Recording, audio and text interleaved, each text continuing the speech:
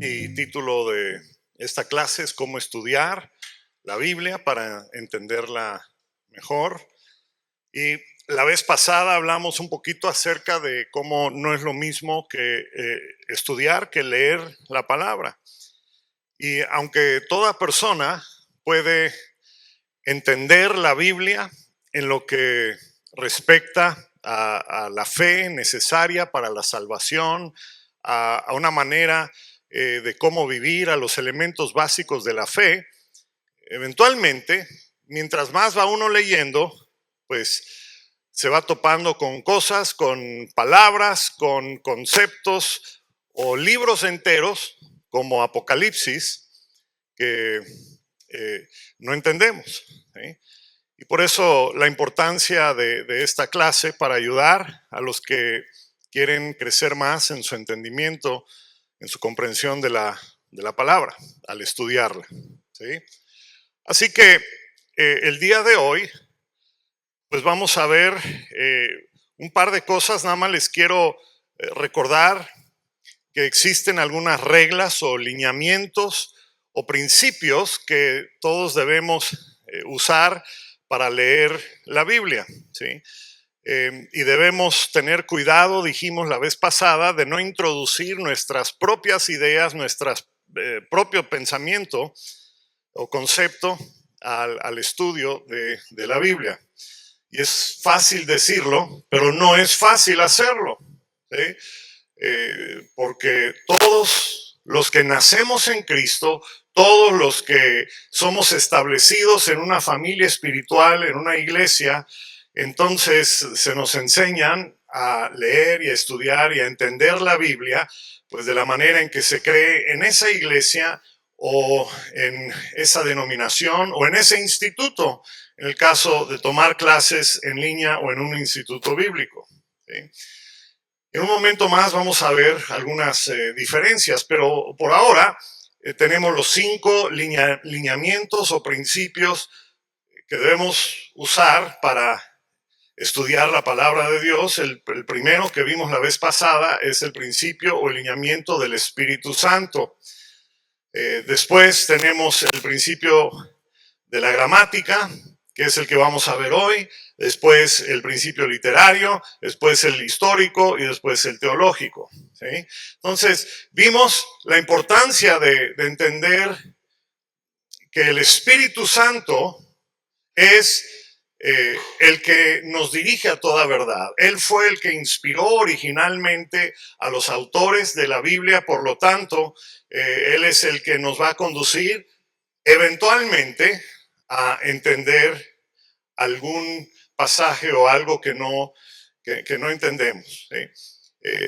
Y la labor del Espíritu Santo es ser como luz, ¿sí? Que alumbra, pero no como luces de Navidad. Dijimos la vez pasada, las luces de Navidad llaman la atención a sí mismas, a las luces, ¿sí? Más bien, el Espíritu Santo es como una luz arquitectónica que es discreta, que se alumbra un edificio o un cuadro, alguna escultura, y en este caso, el Espíritu Santo hace resaltar a Jesucristo. Si al momento de leer la Biblia tú no ves a Jesús en las Escrituras, algo no anda bien, ¿okay? Básicamente es lo que dijimos la vez pasada. Hoy vamos a estudiar el segundo principio o lineamiento para entender la Biblia, ¿sí?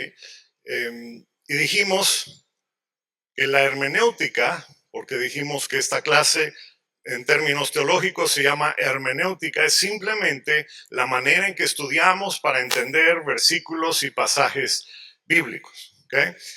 Entonces, el día de hoy vamos a ver el principio de la gramática, y aquí existen dos problemas o retos o dinámicas que necesitamos tener en mente, porque los escritos son muy antiguos. O sea, desde hace 3500 años se han estado escribiendo libros de la Biblia, ¿sí? El primer libro de la Biblia se cree que fue, ¿saben cuál fue el primer libro que se escribió? El libro de Job, así es, ¿eh? Entonces, desde hace 3.500 años o más, se han estado escribiendo libros de la Biblia y no solo se han escrito, sino que se han copiado. Se han copiado. ¿Sí? Todos estos años han habido personas que copian la Biblia. Y digo, hoy día es muy fácil porque pues ya ahora todo está en la computadora, pero en aquel entonces no era así. Y recordemos que la Biblia fue escrita originalmente en hebreo, en griego y en arameo. Y la pregunta es, ¿cómo sabemos que no han habido errores en las copias de los manuscritos? Es el primer problema. Esto no tiene que ver con la traducción, que es el segundo problema, ¿sí? Es simplemente copiar el mismo documento durante 3.500 años. No sé si han jugado alguna vez lo que aquí en México llamamos teléfono descompuesto, ¿sí? Donde hay una fila de personas y al primero se le dice una palabra o una frase media rara y la tiene que decir a la persona. Cuando llega al final es otra cosa, ¿sí? Pues, ¿cómo sabemos que eso no ocurrió al momento de estar copiar y copiar y copiar el mismo documento? ¿Sí? El otro problema es el problema de la traducción, ¿sí? Porque al momento de traducir hay diferentes palabras que se pueden usar, porque una palabra tiene diferentes significados muchas veces. Entonces, ¿cómo sabemos que lo que aparece en nuestras Biblias es la traducción correcta? Entonces, el problema de la traducción, ¿sí?, de un idioma a otro es el más fácil de resolver y lo voy a dejar hasta en un momento más. Vamos a enfocarnos un poquito a cómo saber que las copias del mismo idioma en 3.500 años son dignas de confianza. Pues les quiero decir que podemos confiar en un 99%, con un 99% de certeza, ¿sí?, que lo que se ha copiado a través de los siglos es fidedigno, o sea, digno de confianza. ¿Y por qué no digo 100%? Pues porque hay toda una rama de la especialidad dentro de la arqueología que tiene que ver con el estudio y la verificación de documentos de la antigüedad, ¿sí?, incluyendo la Biblia, ¿sí? Entonces, siempre que hay un descubrimiento en algún lugar, una excavación, y descubren algún pergamino o texto de la antigüedad, estos expertos arqueólogos especializados los examinan primero para decidir en qué siglo fueron escritos y después lo comparan con el documento más antiguo que se tiene para ver si hay alguna variación, ¿sí? O dicho de otra manera, si se descubre en alguna excavación un pergamino de algún libro o sección de la Biblia, entonces se compara con el mismo libro o porción de la Biblia que se conoce como el más antiguo hasta el momento de descubrir este otro, ¿ok? Y en todos estos miles de años, desde que la Biblia se comenzó a escribir y a copiar, nada más se ha encontrado el 1% de variación con respecto a todos los textos que se han escrito. Y esto es asombroso. ¿Por qué? Pues porque sin computadoras, sin máquina de imprenta, sin tecnología de ningún tipo más allá de una piel de un animal o un papiro, una pluma de algún pájaro y tinta, ¿sí?, la palabra de Dios se ha conservado en un 99% sin ninguna variación sustancial. ¿Okay? Muy importante decir, sin ninguna variación sustancial. Ahora, ¿qué variaciones hay? Bueno, les voy a decir el ejemplo más impactante, que es la historia de Qumran. En 1947, unos niños beduinos estaban jugando alrededor o cerca del Mar Muerto en unas cuevas y encontraron vasijas con pergaminos. 1947 sucedió esto que les digo. Y ahí en esas vasijas de barro habían cientos de pergaminos del Antiguo Testamento, ¿sí? De los Salmos, de Isaías, de todos los libros del Antiguo Testamento y además de escritos que que no eran propiamente de la Biblia, ¿sí? Y estos se habían dejado ahí por una secta judía llamada los esenios. Los esenios básicamente se habían ido a vivir a esa zona del Mar Muerto entre 200 y 300 años antes de Cristo. ¿Okay? O sea que cuando vino Jesús, esta gente ya vivía en esas cuevas y en esa zona, ¿sí? Y ellos se dedicaban a copiar las escrituras, su Tanakh. El Tanakh es lo que nosotros llamamos Antiguo Testamento. Entonces, para que se den una idea de esto que estoy diciendo del 1% de variación, el libro de Isaías, que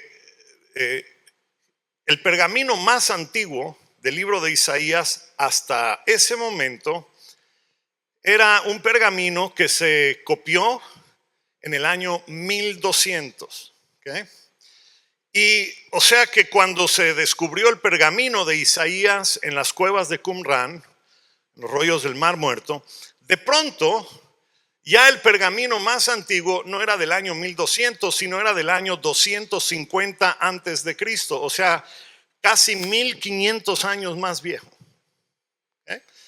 Y entonces se pusieron a analizar y no había ninguna variación entre un pergamino y el otro, con la excepción de algunos acentos y una que otra palabra que se había cambiado porque en 1500 años de evolución del idioma hebreo ya una que otra palabra se usaba de manera diferente. Y esto en sí es asombroso. ¿Por qué? Pues porque el hebreo que se habla el día de hoy en Israel es el mismo hebreo que se hablaba hace 3500 años cuando estaban en Egipto. Pequeñas variaciones han habido, pero es asombroso. Si lo comparamos con el español, y si ustedes han tratado de leer el libro de Don Quijote en el original, que fue escrito alrededor del año 1600, no lo podemos entender. ¿Por qué? Porque en 400 años ha habido tal variación del español que ya es otro idioma. Pero en 3500 años el hebreo es el mismo, más allá de, con la excepción de unos acentos y algunas palabras que se usan de manera diferente. ¿Okay? Por lo tanto, es sumamente confiable que los escritos que se usan para nuestras Biblias el día de hoy son iguales a los que se usaban hace miles de años. ¿Sí? Pero aún así, hay momentos en que las diferentes palabras que se usan causan que se entienda de manera diferente un texto. Les voy a dar un par de ejemplos para que veamos este dilema que estoy hablando. Vamos a ver Deuteronomio 32, verso 8. Y aquí estoy poniendo la versión, esta es la Reina Valera, ¿okay? 1960. Y les quiero decir que la versión Reina Valera, todas las posibilidades de Reina Valera, la Reina Valera antigua, la versión 60, la 70, la 95, la actualizada, todos usan los mismos documentos para su traducción. Okay, y ahorita vamos a hablar un poquito más de esto. Pero vamos a leer. Dice, cuando el Altísimo hizo heredar a las naciones, cuando hizo dividir a los hijos de los hombres, esto es una referencia a la Torre de Babel. ¿Okay? Cuando hizo dividir a los hijos de los hombres, estableció los límites de los pueblos según el número de los hijos de Israel. ¿Okay? Esta es una referencia a la Torre de Babel y la Reina Valera dice, bueno, Dios estableció y dividió a la raza humana de acuerdo a el número de los hijos de Israel. ¿Ok? Bueno, vamos a ver otra versión que es la NTV, mismo versículo. Cuando el Altísimo asignó territorios a las naciones, cuando dividió a la raza humana, Él arregló los límites de las naciones iguales al número de los, fijó los límites de los pueblos según el número de su corte celestial. Ah, ¿y eso qué es? Es tan diferente.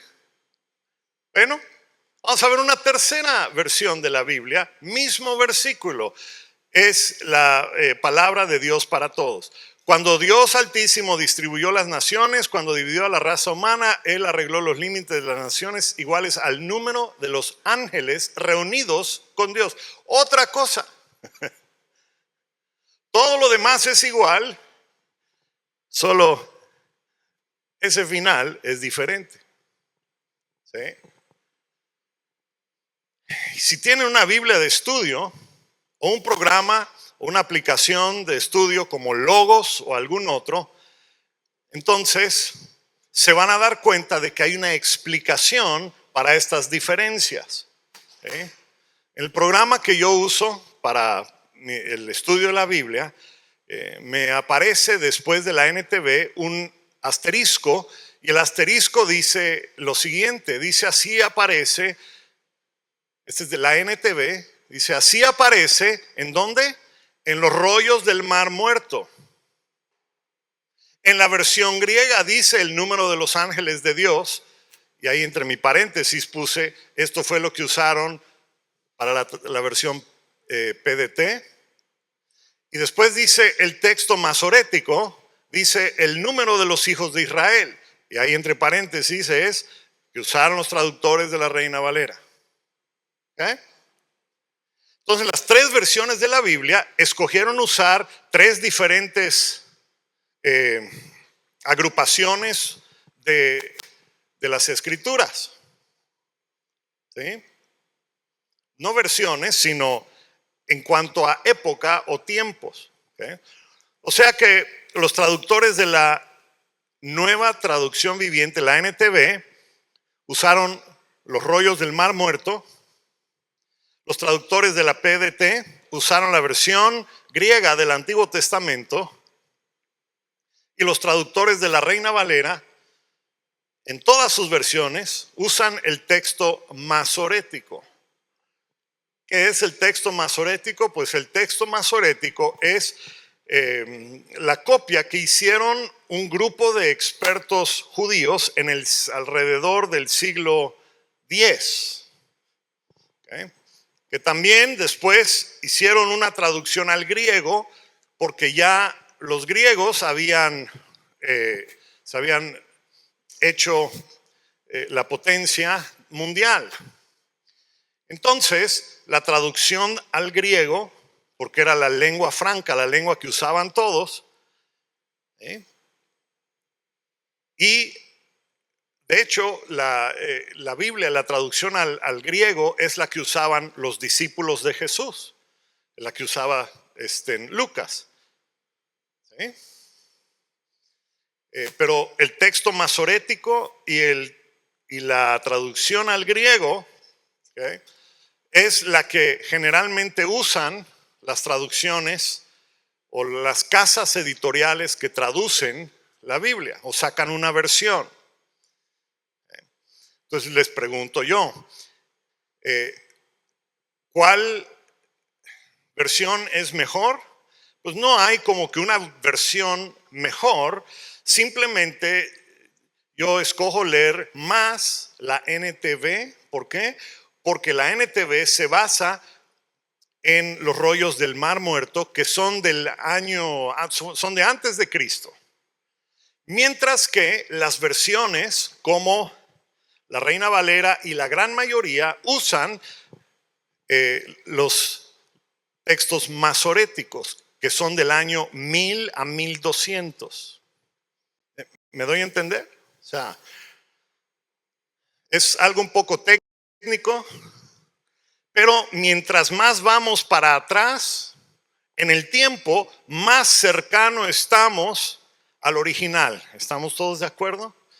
Entonces, la NTV es la que usa las las versiones más antiguas. La Reina Valera se ha quedado con el texto masorético, que data del siglo X al siglo XII. ¿Okay? Y de ahí sacan sus traducciones de la Biblia y sus versiones. Otros, como la PDT, usan la versión griega. ¿Sí? Muy bien. Por eso les digo que deben leer la Biblia en diferentes versiones. Y cuando hay algún problema por allá, ¿sí? Entonces hay que ponerse a indagar. Hay que indagar porque está diferente. Porque esta versión dice una cosa y esta versión dice otra cosa totalmente diferente. ¿Sí? Y ahora vamos a ver un ejemplo que es aún más radical que el anterior, y este se encuentra en el Nuevo Testamento, en el Evangelio de Marcos. Y antes de leer Marcos 16, les voy a dar un poco el contexto. Marcos 16 es el último capítulo de Marcos, y Marcos 16 comienza con las mujeres que van a la tumba. Y ahí no está Jesús, hay un ser, hay un ángel, un ser afuera de la tumba, y les dice: el hombre al que buscan ya no está aquí, ya resucitó, vayan y díganselo a los demás. ¿Ok? Eso, así comienza el capítulo 16, y comenzamos leyendo el verso 8. Dice,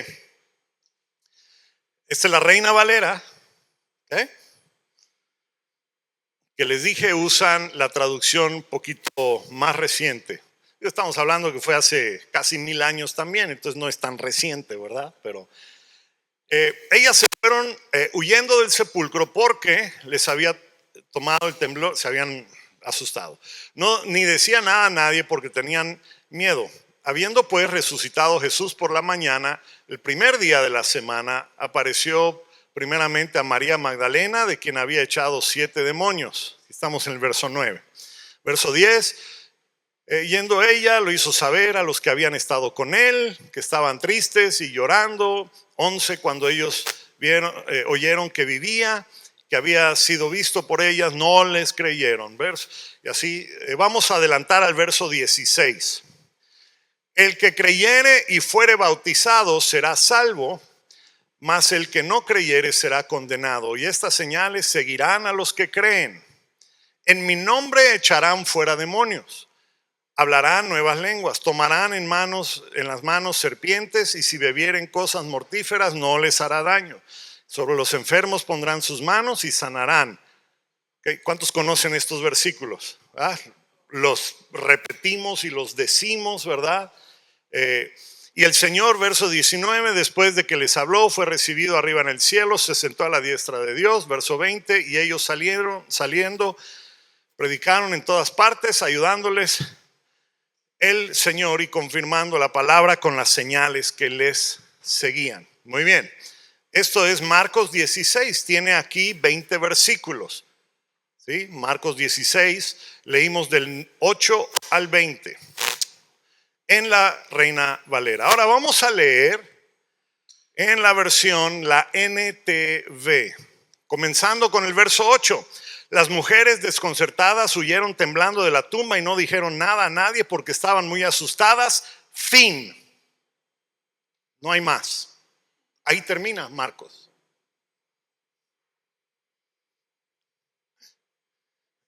¿Y los demás versículos? Buena pregunta.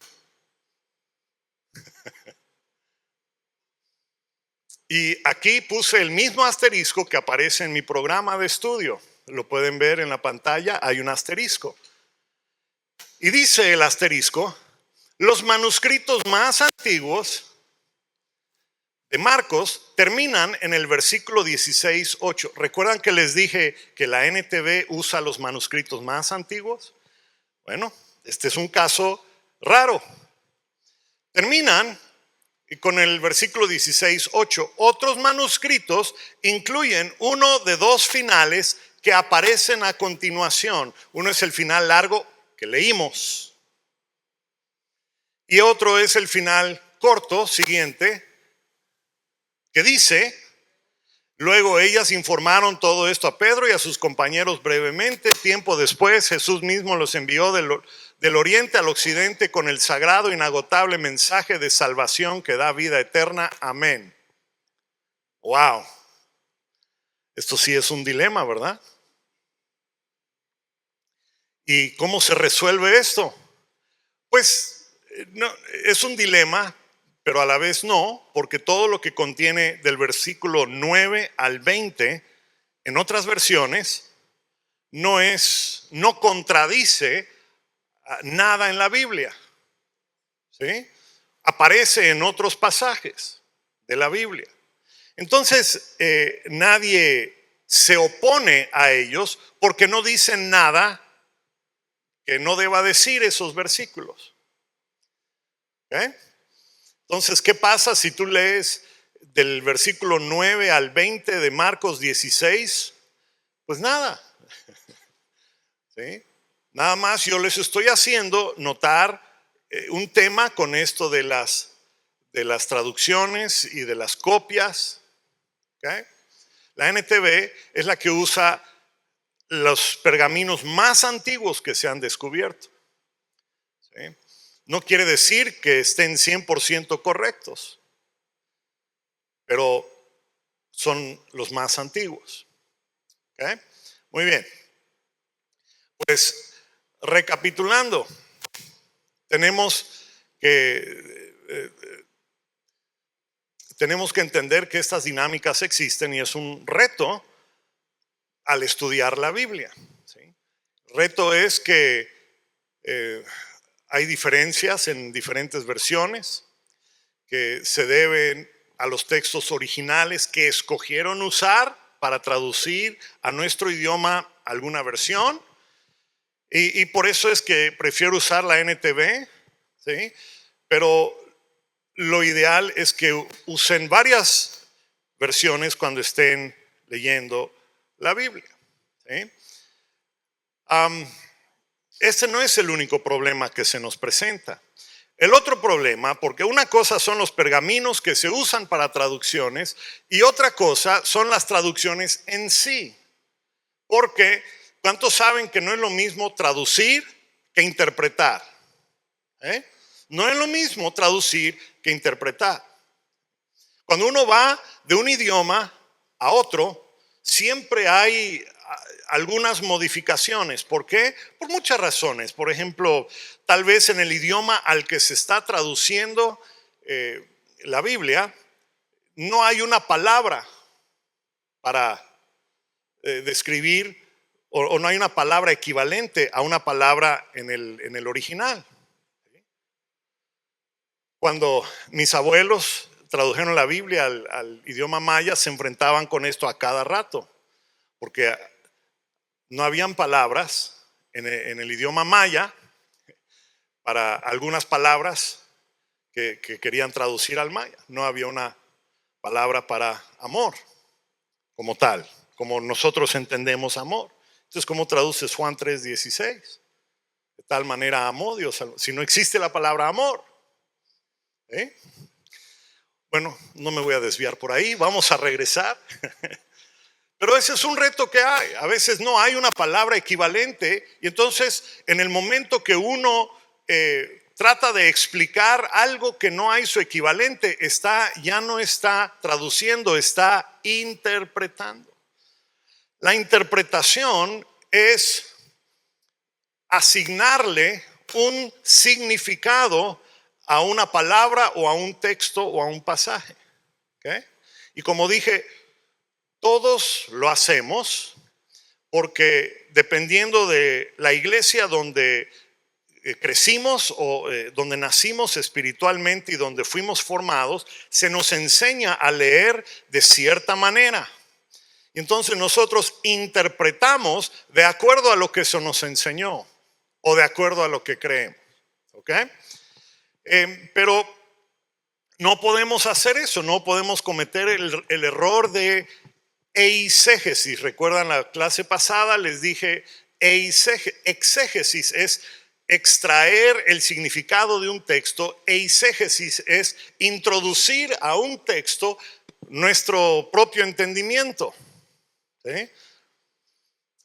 Pero a veces los mismos que traducen las Biblias en diferentes versiones hacen precisamente lo que les estoy diciendo que no debemos hacer. ¿Eh? Pero vamos a hablar primero de la gramática como tal. Hay palabras que tienen posibles significados diferentes. ¿Okay? Y esto no nos debe sorprender porque aún en el español ocurre esto. Creo que les di el ejemplo la vez pasada de la palabra radio. La palabra radio puede significar el espacio circular, ¿verdad? Definido por el punto central del círculo. Eso lo saqué del diccionario, ¿sí? A cualquier punto del borde de la circunferencia, ese es radio. Otra palabra, otro entendimiento de radio es un medio de comunicación que se basa en el envío de señales de audio a través de ondas. ¿Okay?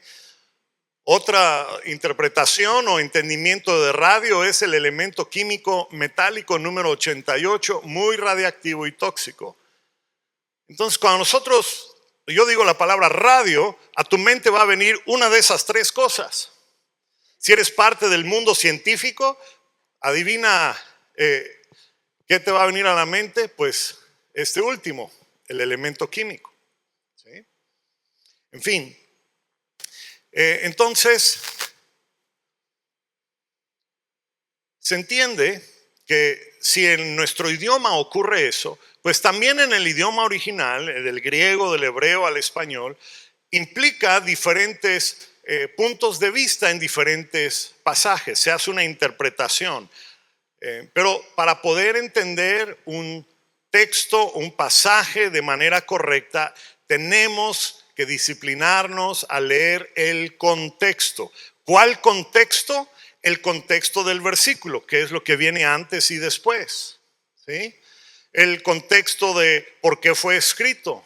¿A quién fue escrito originalmente? ¿Qué tipo de escrito es? ¿Es profecía? ¿Es libro de sabiduría? ¿Es ley? ¿Es histórico? ¿Okay? No debemos acostumbrarnos a leer nada más versículos, sino porciones más grandes. Ok, vamos a ver unos ejemplos de esto que estoy diciendo. Okay, y este primero es sencillo, no afecta mucho nuestra manera de entender, pero les quiero mostrar cómo funciona lo que les estoy diciendo. Es Lucas 11, voy a leer primero la Reina Valera y vamos a leer del 5 al 8. Okay, pasaje muy conocido. Dice: también les digo, ¿quién de ustedes que tenga un amigo va a verlo a medianoche y le dice: amigo, préstame 3 panes porque un amigo mío ha venido a visitarme y no tengo nada que ofrecerle? Aquel responderá desde adentro y le dirá: no me molestes, ya está cerrada la puerta, ya tengo a mis hijos conmigo aquí en cama, no puedo levantarme para dártelos. Verso 8, yo les digo que aunque no se levante a dárselos por ser amigo, sí se levantará por su anaideon. Ok, esa es la palabra que vamos a ver. Y le dará todo lo que necesite. Ok, muy bien. Anaideon. Pues si puedes poner la siguiente, anaideon en la Reina Valera usa la palabra insistencia. ¿Okay? Insistencia. Pero si vamos, por ejemplo, a la NBI, la Nueva Versión Internacional, ese mismo versículo dice: les digo que aunque no se levante a darle pan por ser amigo suyo, sí se levantará por su impertinencia. No es lo mismo ser impertinente o ser importuno a ser insistente. ¿Estamos de acuerdo? Es como que es otra manera de explicarlo. El ser importuno o impertinente es ser inapropiado, es ser inconveniente, intempestivo, tal vez irreverente. O sea, todas esas cosas que asociamos con esta palabra. ¿Sí? Pero esta no es la única opción. Hay una tercera opción. La traducción en lenguaje actual dice: si el otro siguiera insistiendo, de seguro el vecino le daría lo que necesita, no tanto porque aquel fuera su amigo, sino para no ser avergonzado. Esta es otra cosa totalmente diferente. Bueno, ¿y cómo entender este pasaje? Bueno, eh, no es lo mismo ser insistente que en ser impertinente, ¿verdad?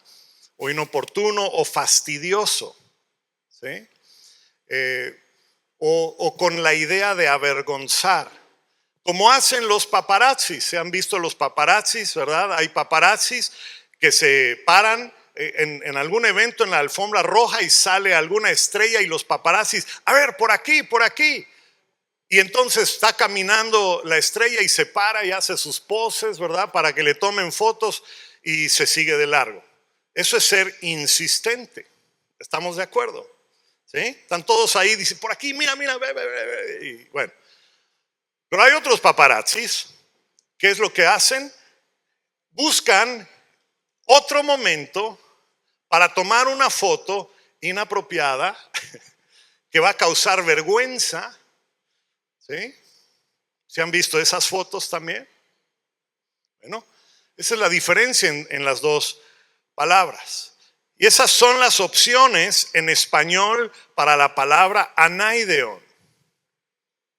Insistente y inapropiado, impertinente, para causar vergüenza.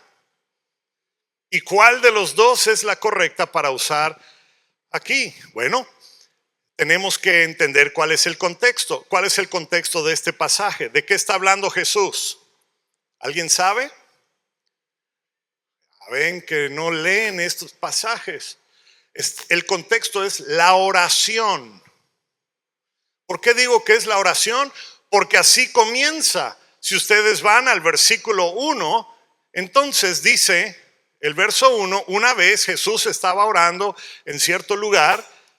Cuando terminó, sus discípulos, uno de ellos se le acercó y dijo: Señor, enséñanos a orar. Así como Juan les enseñó a orar a sus discípulos. Ese es el verso 1, después el verso 2, el 3 y el 4. Jesús les enseña a orar lo que conocemos como el Padre Nuestro. Y después llega al verso 5 y leemos lo que leímos. ¿Okay? Entonces, el punto es que como el contexto de ese pasaje es la oración, la traducción que más le queda es la de ser insistente. ¿Estamos de acuerdo? Me gusta cómo lo pone la NTV nuevamente. Les digo, aunque no lo haga por amistad, si sigue tocando a la puerta el tiempo suficiente, Él se levantará y te dará lo que necesitas debido a tu ¿qué? Audaz insistencia. Eso está más chévere. Tu audaz insistencia, que no es impertinencia ni es para avergonzar a nadie. ¿Ok? Pues este es un ejemplo de traducción y de interpretación. Entonces, cuando ustedes estén leyendo un pasaje, nuevamente no lean un versículo, lean el pasaje entero, y si notan diferencias en versiones, entonces necesitan indagar por qué aparece diferente, por qué le cambia el sentido. ¿Okay? Y vamos a ver un ejemplo ahora propiamente de gramática que viene justo después, los versículos que le siguen a estos que acabamos de leer. Pasaje también muy conocido. Ahora ya ustedes entienden cuál es el contexto, es la oración. Y ya saben que la palabra correcta es insistencia. Ahora vamos al segundo ejemplo, Lucas 11:9, dice la NBI: yo les digo, pidan y se les dará. Busquen y encontrarán. Llamen y se les abrirá la puerta. Ahora, si leemos eso así nomás de manera pues literal, pudiésemos pensar que nada más tenemos que pedir una sola vez decir, bueno, yo tengo con fe, yo declaro en el nombre poderoso de Jesús y ya se hizo. Porque así a veces nos enseñan, ¿verdad que sí? Ok. Pero en este caso, la traducción correcta es bueno, antes de entrar ahí, en este caso, en el idioma griego, tienen lo que en español nosotros llamamos gerundio. ¿Alguien sabe qué es el gerundio? El ando yendo. Bueno, aquí en la NBI no lo tradujeron así. Lo tradujeron, pues como ustedes ya lo leyeron. Vean cómo lo traduce la NTV, que ha sido más fiel en este caso al original. Dice la NTV, les digo, sigan pidiendo y recibirán lo que piden. Continúen buscando y encontrarán. Sigan llamando y la puerta se les abrirá. Ajá, eso ya es diferente, ¿verdad?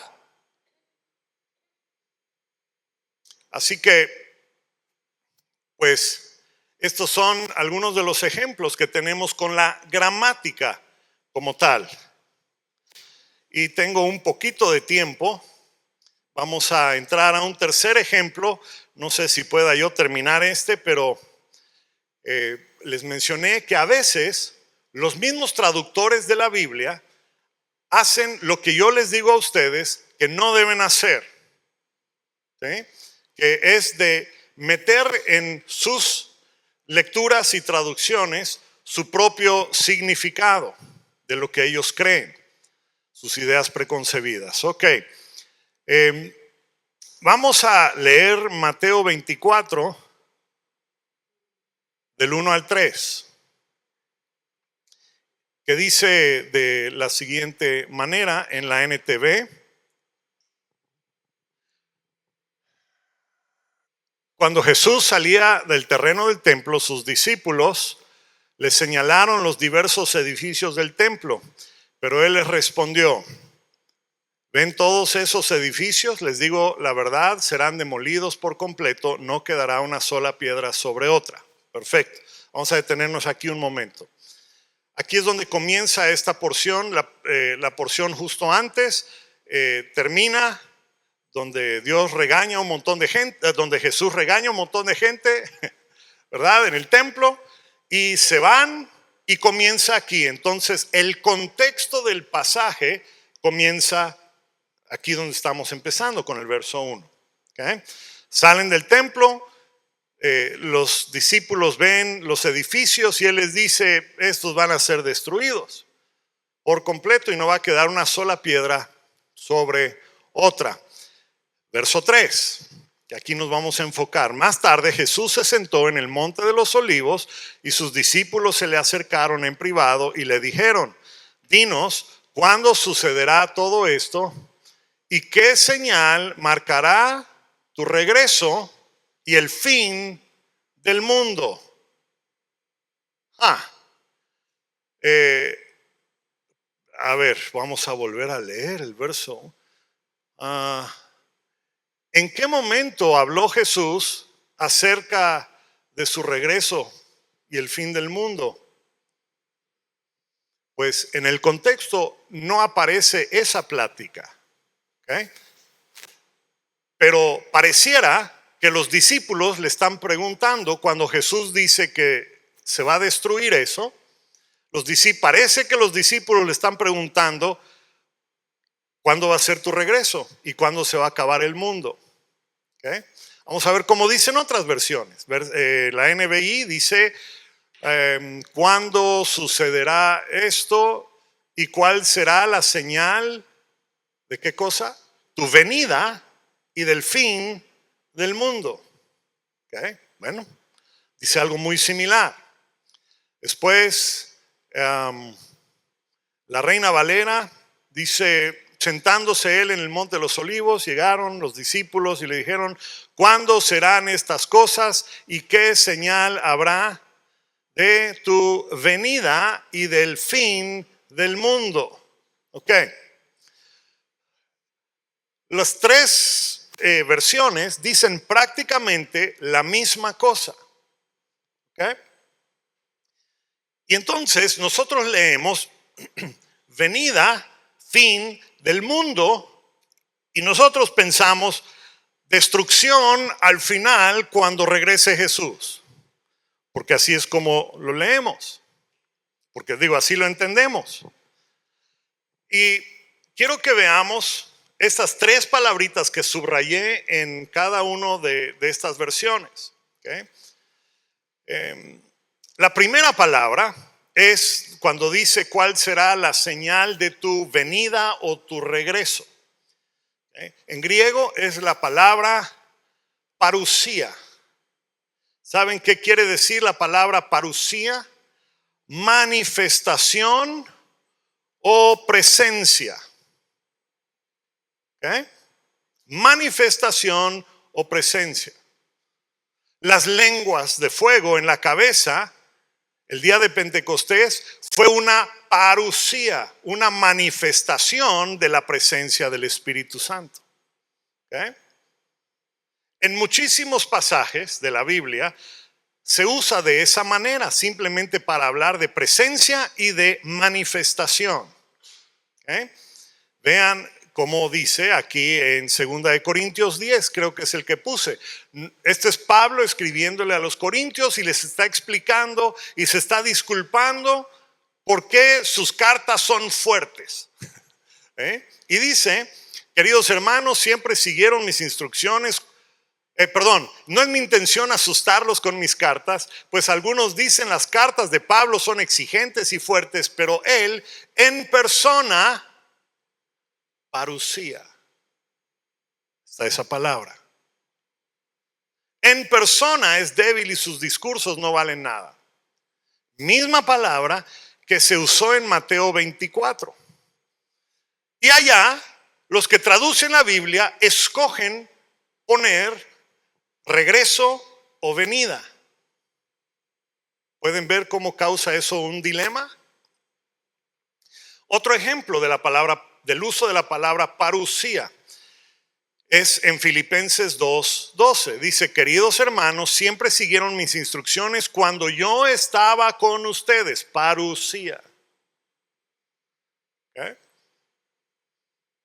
Entonces, en la Biblia, la palabra parusía básicamente significa manifestación, presencia, aparición. ¿Okay? Bueno, esa es la primera palabra. La segunda palabra es la palabra fin o final, donde dice cuál será la señal de tu regreso y el fin del mundo. Cuando nosotros leemos fin del mundo, estamos pensando en que pues, se acabó todo. Pero la palabra fin, ¿sí?, es la palabra sunteleias, que significa que se completó o se consumió una era o una dispensación. Llegó al final. No significa el final definitivo del mundo, simplemente el tiempo determinado llegó a su fin. ¿Sí?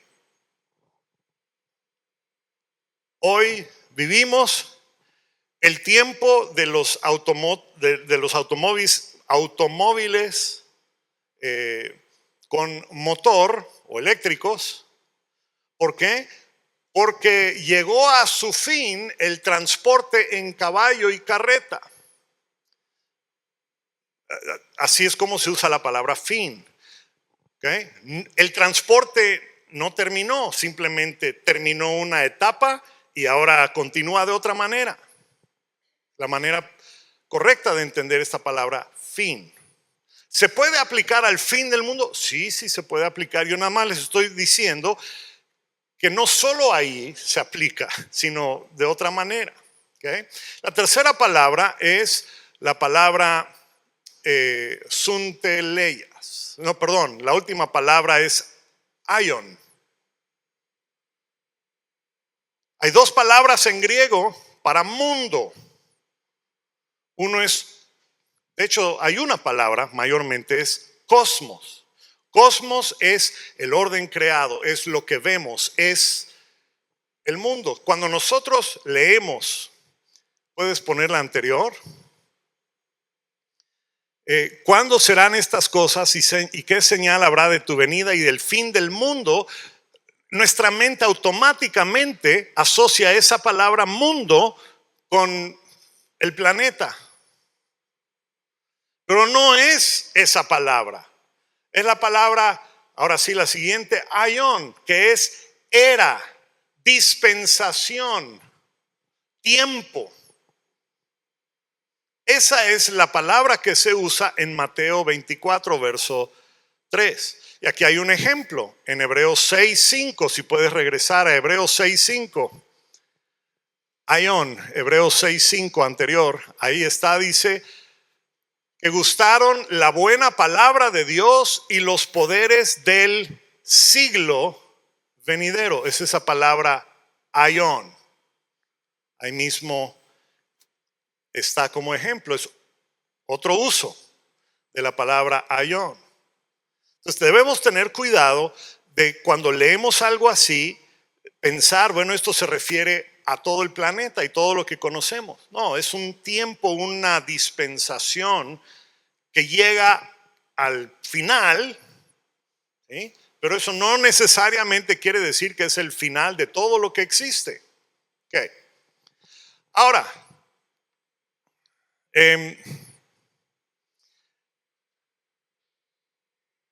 si modifico ese pasaje de Mateo 24:3 con estas diferentes palabras que ya mencionamos, diría de la siguiente manera. Jesús se sentó en el monte de los olivos, sus discípulos se acercaron en privado y le dijeron, dinos cuándo sucederá todo esto, qué señal marcará tu manifestación y la consumación de esta era.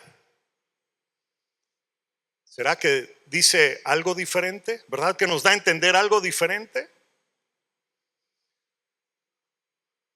En lugar de ¿cuáles son las señales de tu regreso y el fin del mundo?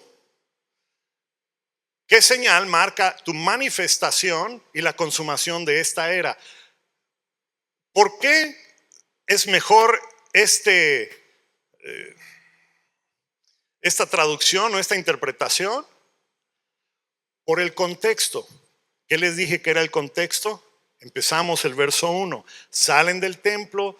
En Lucas, si leen la versión de Lucas, ahí les dice que se fueron a sentar al monte de los olivos, de donde vieron, ¿sí?, los edificios del templo, y tuvieron esta conversación. Y entonces le dicen a Jesús, mira qué hermosos edificios. Y Jesús les dice, pues todos van a quedar destruidos. Ahora, ¿qué pregunta va mejor de la mano con esa introducción al tema? A ver, Jesús, dinos cuándo regresas y se acaba el mundo. O, ¿por qué dijiste que se van a destruir estos? ¿Cuándo te vas a manifestar? ¿Manifestar cómo? En destrucción. ¿Y qué señal marcará tu manifestación y la consumación de esta era? ¿Cuál era? La era judaica, la era del antiguo pacto. Así es como yo entiendo Mateo 24:3. Está hablando de la manifestación, ¿sí? Y si leen en la versión de Lucas, no lo tengo aquí, pero si leen en la versión de Lucas se van a dar cuenta que más adelante, creo que es Lucas 20, más adelante después de, porque Lucas tiene su equivalente de Mateo 24 y en Lucas 20, más adelante se van a dar cuenta que la manifestación y la destrucción de los edificios, ¿sí?, Jesús les dice, les sigue hablando y ellos le dicen, a ver, explícanos. Y entonces Jesús les dice, cuando ustedes vean a Jerusalén rodeado por ejércitos, sepan que su tiempo ha llegado. ¿Cuál tiempo? El tiempo de la destrucción que habló en el verso 1. ¿Sí? Y eso ocurrió en el año 70. Así que yo creo que los que traducen o los que tradujeron la Biblia a las versiones de hoy día, básicamente le están asignando algo al futuro que en mi opinión pudo haber ya sucedido. ¿Okay? Si lo entendemos de otra manera. Y pues el tiempo se nos ha acabado y vamos a continuar y aquí vamos a retomar la historia porque, bueno, si me permiten 2 minutitos más, necesitamos tener una manera de estudiar, necesitamos tener herramientas, ¿ok? Y les quiero nada más decir que el programa que yo uso se encuentra en español en las redes, bueno, es una página que se llama Biblia Paralela. Si puedes poner el siguiente, bibliaparalela.com, Biblia Paralela. Entonces ahí pueden entrar y pueden ver todos los diferentes significados de palabras, ¿sí? Si ustedes entran ahí, van a poder meter diferentes versiones en español, en inglés, y hay unas palabritas ahí arriba, unas letras, y si aprietan la que dice int, de interlineal, ahí es donde les aparece la traducción del original, del griego, del hebreo, del arameo. Y ahí es donde uno se da cuenta los significados de las palabras. ¿Okay? Vamos a ver si la próxima vez podemos tener algunos ejemplos de este programa que les estoy diciendo, para que todos en sus hogares puedan tener acceso a estas herramientas que yo uso. ¿Ok? Pues muy bien, hasta aquí vamos a terminar y vamos a darle gracias a Dios por este día, Señor. Damos gracias por tu palabra, Señor, y damos gracias que se ha conservado en todos estos miles de años, Señor. Tu palabra se ha conservado. Es asombroso, es milagroso, Señor. Y sabemos que si hay alguna variación no es por causa tuya, sino por causa humana, Señor. Y te doy gracias por todos estos que están escuchando y viendo. Señor, te pido que tú les dé la sabiduría, que tu Espíritu siempre los dirija a la verdad y que sean no solamente personas que leen, sino que estudian tu palabra porque te quieren conocer más, Señor, y que el Espíritu Santo nos lleve siempre, siempre a tu verdad, Padre. Gracias en el nombre de Jesús. Amén.